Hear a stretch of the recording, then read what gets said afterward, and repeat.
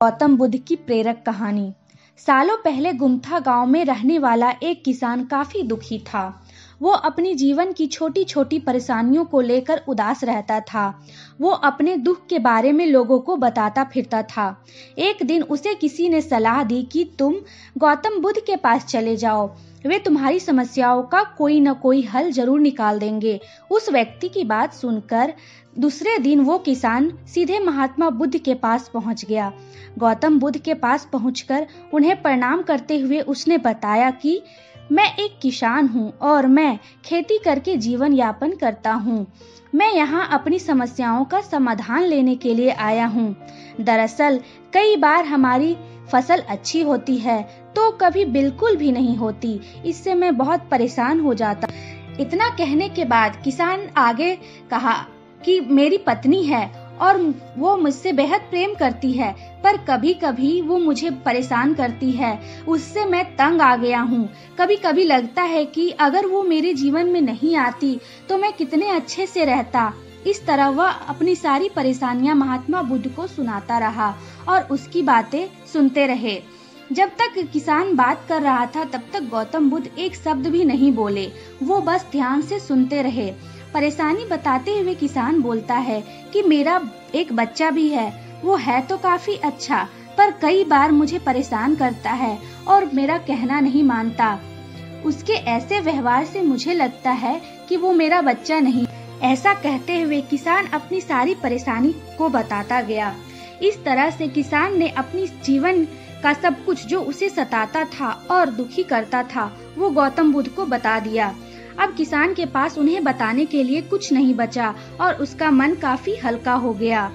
महात्मा बुद्ध से सब कुछ कहने के बाद वो अपनी परेशानियों के समाधान की उम्मीद लगाए बैठा था। काफी देर तक गौतम बुद्ध के जवाब का इंतजार करने के बाद बेसब्र होकर किसान ने ऊंची आवाज में महात्मा बुद्ध से पूछा, क्या आप मेरी समस्याओं को लेकर कुछ नहीं कहेंगे?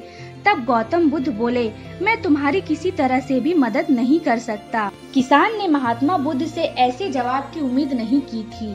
वो उनका जवाब सुनकर हैरान हो गया। उसे अपने कानों पर भरोसा नहीं हो रहा था। उसने भगवान बुद्ध से पूछा कि ये आप क्या बोल रहे हैं? क्या आप मेरी समस्याओं का समाधान नहीं कर सकते? मैंने सुना है कि आप सभी की समस्याओं का समाधान करते हैं, तो मेरी समस्याओं का समाधान क्यों नहीं करें? महात्मा बुद्ध इस बात पर किसान से कहते हैं कि आपके जीवन में जितनी कठिनाइयां हैं उतनी हर किसी के जीवन में होती है और सबको अपनी छोटी समस्याएं भी बड़ी लगती है। आपके जीवन में कोई ऐसी समस्या नहीं है जो दूसरों को ना हो। हर व्यक्ति को अपने जीवन में सुख दुख का सामना करना पड़ता है। हम चाहे जितनी भी कोशिश कर ले, लेकिन हमारे जीवन में सुख और दुख दोनों आएंगे ही आएंगे। कई बार हमारे अपने हमें बेगाने लगने लगते हैं, तो कई बार बेगाने हमें अपने लगने लगते हैं। सभी का जीवन ऐसी समस्याओं से घिरा हुआ है जिसका कोई समाधान नहीं है। अगर किसी ने जीवन से एक समस्या जाती है तो दूसरी समस्या आ जाती है। ऐसे में तुम एक समस्या का समाधान आज कर लोगे तो तुम्हें कल दूसरी समस्याओं का समाधान करना पड़ेगा। यही जीवन का अटल सत्य है। बुद्ध की बातें सुनकर किसान को गुस्सा आ जाता है और वो उन्हें बोलता है कि लोग आपको महात्मा कहते हैं। मैंने लोगों से ये भी सुना है कि आप सबकी परेशानी दूर करते हैं, पर मेरी समस्या का निवारण करने के बजाय आप मुझे फिजूल की बातें बता रहे हैं। मैं आपके पास बहुत उम्मीद लेकर आया था, पर अब मुझे लग रहा है कि आपके पास मेरा आना व्यर्थ है। मैंने जो आपके बारे में सुना था वो सब झूठ था। महात्मा बुद्ध को इतना कहकर किसान वहाँ से जाने लगा। तभी उससे महात्मा बुद्ध कहते हैं, तुमने जो समस्या बताई उनका मैं समाधान नहीं कर सकता, पर मैं तुम्हारी दूसरी परेशानी का निवारण कर सकता हूँ। बुद्ध की बातें सुनकर किसान हैरान हो गया और बुद्ध से कहता है कि मैंने जो समस्या बताई उसके अलावा मुझे कोई और समस्या नहीं है, और है भी तो मुझे उसका ज्ञान क्यों नहीं है?